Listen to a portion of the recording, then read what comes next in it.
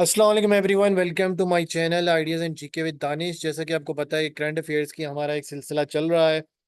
उसी हवाले से हम सिलसिले को आगे बढ़ाते हैं। पहले हमने एम्बेसडर्स डिस्कस किए, इंपॉर्टेंट अपॉइंटमेंट्स के नाम से मैंने ये थोड़ा सा आप लोगों के लिए चीज़ स्टार्ट की है, क्योंकि काफ़ी स्टूडेंट्स की क्यूरीज आ रही थी, तो उस हवाले से मैंने सोचा कि ज़रा करंट अफेयर्स को भी देख लिया जाए और स्टेप बाय स्टेप चलेंगे। अभी हमने सबसे पहले इन्वेस्टर्स देखे कुछ कंट्रीज के, उसके बाद आप कैबिनेट के इंपॉर्टेंट पोर्टफोलियोज एंड देन आपके इंपॉर्टेंट इंस्टीट्यूशंस जो होते हैं उनके अंदर क्या कौन कौन सा हेड है, किसने किसको रिप्लेस किया, तो इस तरह की चीजें जरा डोमेस्टिक हम चलेंगे, फिर इकोनॉमिक करंट अफेयर्स पे जाएंगे।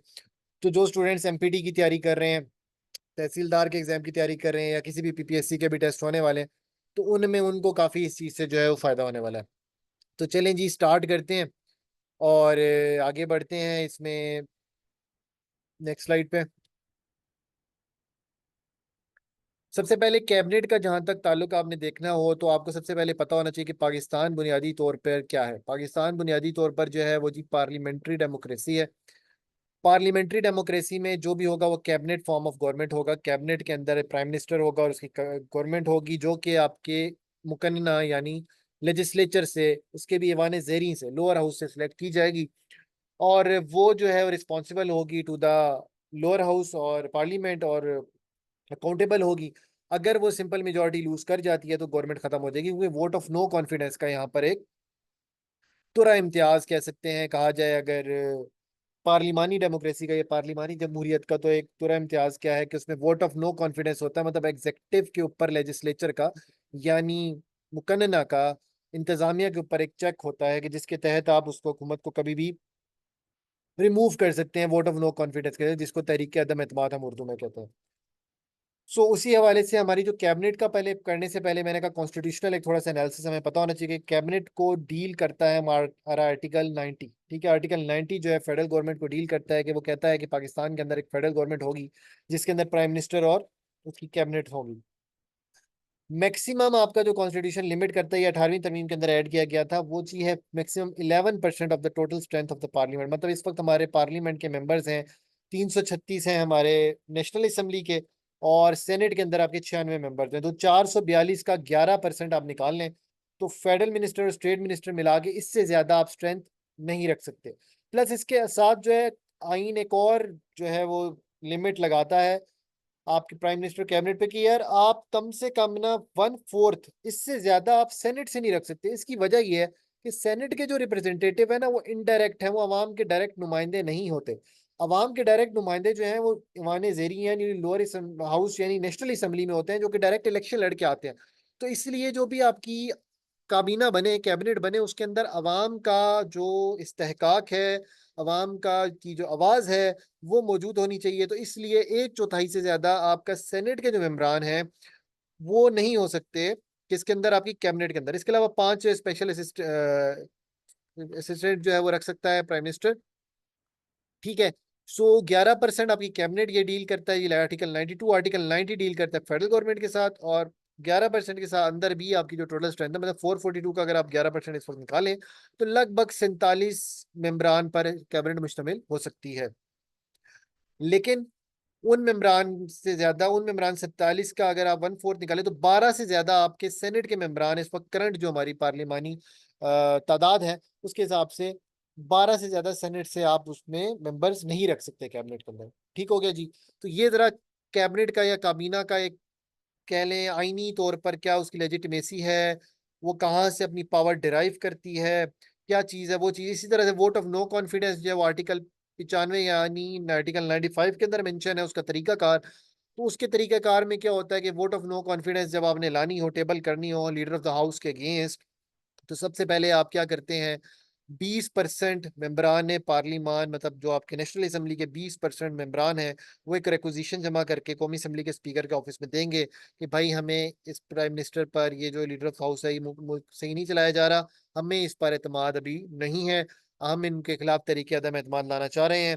20% का मतलब अगर पाकिस्तान की इस टाइम में करंट पार्लिमान की तादाद को देखा जाए, तो 336 का 20% अगर हम निकालें तो वो बनता है लगभग 68 मेम्बरान बनते हैं। 68 मेम्बरान आपके जो है वो इसमें शामिल होंगे। अगर 68 मेम्बरान साइन करके दे देते हैं, पार्लिमानी जो आपके स्पीकर ऑफिस में जमा करवा देते हैं, तो अब आपका क्या होगा कि इसके पास स्पीकर मजाज है कि 3 दिन के अंदर अंदर वो नहीं बुला सकता ताकि वो जल्दी जल्दी प्रेशराइज में मैनूवर ना कर सके, 3 दिन के बाद, लेकिन 7 दिन के अंदर अंदर उसको सेशन बुलाना है, और बुलाकर उसको या तो सदर पाकिस्तान को लिखेगा और सदर पाकिस्तान फिर आर्टिकल 54 के तहत इसको कॉल करेंगे, या फिर वो उसके अंदर 3 से 7 दिन के अंदर सदर पाकिस्तान को लिखेगा, सेशन कॉल होगा।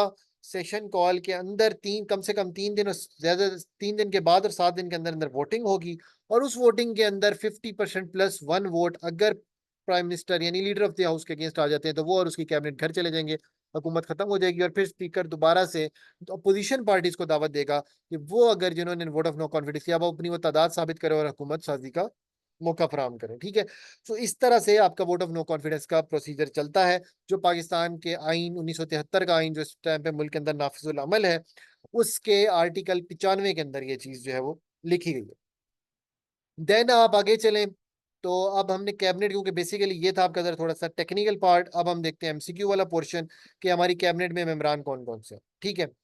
सबसे पहले आपको पता होना चाहिए जो हमारे प्राइम मिनिस्टर हैं वो इस टाइम पे 24th प्राइम मिनिस्टर है, और उनका नाम है मियां मोहम्मद शहबाज शरीफ, वो 24th प्राइम मिनिस्टर है, और उनकी कंसेक्टिव सेकंड टर्म है।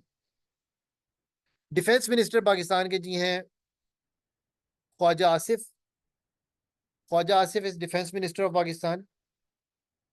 इसके बाद मिनिस्टर ऑफ इकोनॉमिक अफेयर्स हैं आहद चीमा, ठीक है। इससे पहले इनका ब्यूरोक्रेट है, काफी सीनियर ब्यूरोक्रेट है, और इनका इसके हवाले से पहले काफी ये न्यूज में लाइमलाइट में भी रहे कुछ अरसे तक। Finance minister of Pakistan Mohammad Aurangzeb, Aurangzeb साहब जो है फिनांस मिनिस्टर ऑफ पाकिस्तान है। अच्छा, मिनिस्टर ऑफ इकोनॉमिक अफेयर्स ये जरा डेवलपमेंट और दूसरी चीजें देख रही होती है, इसका फाइनेंस के साथ ताल्लुक नहीं है, अक्सर कंफ्यूज कर जाते हैं स्टूडेंट्स, तो मैं बताता चलूँ कि ये डेवलपमेंट और दूसरी मामला देख रहे होते हैं, इनका मामला अलग है, फाइनेंस का मामला अलग है, वो टोटल बजटरी प्रोफाइल और ओवरऑल एनएफसी वगैरह वो मामला सारे के सारे जो हैं वो आपके फाइनेंस के अंदर आते हैं, फिर तमाम डिपार्टमेंट्स को क्या क्या फंड एलोकेट करने। इकोनॉमिक अफेयर्स जरा डेवलपमेंटल और ओरिएंटेड काम देखता है। फिर हाउसिंग एंड वर्क्स के Mian Riaz Hussain Pirzada. Defence minister is Khawaja Asif. Economic affairs Ahad Cheema है। फिनांस मिनिस्टर मोहम्मद औरंगजेब हैं। हाउसिंग एंड वर्क्स के मियाँ रियाज हुसैन पीरजादा, ठीक है। देन आपके इंडस्ट्रीज एंड प्रोडक्शन के मिनिस्टर हैं राणा तनवीर हुसैन। राणा तनवीर हुसैन साहब काफी सीजन पॉलिटिशियन है, और मेरे ख्याल में 8वीं या 9वीं दफा डायरेक्टली इलेक्ट हुए हैं ये मेंबर नेशनल असेंबली। बीच में इन्होंने कोई इलेक्शन, शायद एक आध इलेक्शन बीच में 2002 वाला ये लूज कर गए थे, अदरवाइज काफी स्ट्रॉन्ग पॉलिटिशियन है, और ये शेखुपुरा से इनका ताल्लुक है, और इनके जो पास पोर्टफोलियो है वह है इंडस्ट्रीज एंड प्रोडक्शन का, ठीक है, Rana Tanveer Hussain. Then minister of information and broadcast, अच्छा minister of information and broadcasting हो गया, डिफेंस मिनिस्टर हो गया, फॉरेन मिनिस्टर हो गया, ये बड़े इंपॉर्टेंट होते हैं, इनको आपने कभी भी ना वो नहीं करना, लूज नहीं करना, ठीक है। इसके अलावा आपके जो डिप्टी प्राइम मिनिस्टर हैं वो हैं इसहाक डार, और वो फॉरेन मिनिस्टर भी हैं पाकिस्तान के। Ishaq Dar is deputy prime minister and foreign minister of Pakistan. Interior minister is Mohsin Naqvi, ठीक हो गया। इंटीरियर मिनिस्टर मोहसिन नकवी हैं। फॉरेन मिनिस्टर और deputy prime minister of Pakistan जो है वो इसहाक डार हैं। देन लॉ एंड जस्टिस के मिनिस्टर हैं Azam Nazeer Tarar. Information and broadcasting के अताउल्ला तारड़, और तारड़ फैमिली से ही एक और मिनिस्टर हैं, उनका नाम है जी आजम नजीर तारड़, और वो किसके हैं जी, वो लॉ एंड जस्टिस के। तो तारड़ फैमिली से दो बेसिकली आपके मिनिस्टर्स हो गए। आप लॉ अताउल्ला से लॉ एंड इंफॉर्मेशन ब्रॉडकास्टिंग में अताउल्ला तारड़ हैं, और लॉ एंड जस्टिस से आजम नजीर तारड़ हैं। देन मैरी टाइम अफेयर्स की जो मिनिस्ट्री है, काफ़ी बिजनेसमैन भी है, बिजनेस कम्युनिटी को भी देखते हैं, स्टॉक एक्सचेंज में भी इनका काफ़ी जो सी से है, बिजनेस कम्युनिटी को डील करते हैं। चनियोट का जो पूरा बिजनेस हब है उसका भी ये मामला देख रहे होते हैं। इनका नाम है जी कैसर अहमद शेख, ये मैरी टाइम अफेयर्स के जो है वो मिनिस्टर हैं। देन आप आगे चलें तो overseas Pakistanis and resource development को देख रहे हैं Chaudhry Salik Hussain. Minister of petroleum है मुसद्दिक मलिक साहब, ये रशियन, अब ये लास्ट टेन्योर में भी थे जब वो रशियन ऑयल की बात चल रही थी कि रशिया से ऑयल आ रहा है और उसको फिर यहाँ पे प्रोसेस किया जाएगा, तो उस वाले से बड़ा न्यूज में रहे थे मुसद्दिक मलिक साहब, तो ये होपफुली काफी लोगों को पता होगा। अच्छा, planning development and special initiatives का एक टिप दे दूं, जब भी पीएमएलएन की गवर्नमेंट होगी तो ये एक की मिनिस्ट्री है, ये मोस्टली द उनका द मोस्ट फेवरेट इस मामले में, और वैसे भी काफी सीजन पॉलिटिशियन भी हैं और काफी इस मामले में इंटेलेक्चुअल भी हैं, वो है हसन इकबाल चौधरी। तो he automatically the top choice for planning development and special initiative. So जब जब पाकिस्तान के अंदर पीएमएलएन की गवर्नमेंट रही है, ये मिनिस्ट्री एहसन इकबाल साहब के पास ही रही है। एक गेस वर्क है कि अगर आप एमसीक्यू कर रहे हैं और आपको ये नहीं पता कि गवर्नमेंट किसकी है, ये बताए गवर्नमेंट किसकी है, तो और ये क्वेश्चन आ जाता है। तो अगर गवर्नमेंट है जी पीएमएलएन की, तो planning development and special initiatives की मिनिस्ट्री हसन इकबाल साहब के पास ही जाएगी। इसे काफी कॉम्पिटेंट गाय। और इसके बाद पावर की मिनिस्ट्री है जी सरदार अवैस अहमद खान लगारी साहब के पास। ठीक है, सरदार अवैस अहमद खान लगारी साहब के पास पावर की मिनिस्ट्री है। देन प्राइवेटाइजेशन की मिनिस्ट्री है अब्दुल अलीम खान के साथ पास, अब्दुल अलीम खान साहब के पास है जी प्राइवेटाइजेशन की ministry. Science and technology MQM Pakistan के कन्वीनर डॉक्टर खालिद मकबूल सिद्दीकी। और स्टेट्स एंड फ्रंटियर रीजन की मिनिस्ट्री है इंजीनियर अमीर मकाम के पास। उम्मीद है आपको आज का लेक्चर जो है वो पसंद आया होगा। हमने इंपॉर्टेंट कैबिनेट पोर्टफोलियोज देखे, इसमें हमने फॉरेन मिनिस्टर, इंटीरियर मिनिस्टर, ये तमाम हमने देखे। इसके अलावा law minister, economic minister, finance minister. तो उम्मीद है आपको ये लेक्चर पसंद आया होगा। अगर आपको ये वीडियोस पसंद आ रही हैं तो काइंडली वीडियो को लाइक कर दीजिएगा और बेल आइकन को प्रेस करना नहीं भूलिएगा। और बाकी में करंट अफेयर की जो पूरी प्लेलिस्ट है, जिससे पिछली वीडियो हमने की थी एम्बेसडर्स वाली, वो होपफुली आपने देख ली होगी। अगर नहीं देखी तो मैं उसका लिंक भी इस वीडियो की डिस्क्रिप्शन में आप लोगों के जो है वो शेयर कर देता हूँ। सो उसको वॉच कर लें और काइंडली इस कंटेंट को अगर आपको पसंद आ रहा है तो शेयर भी करें। जजाकल्लाह।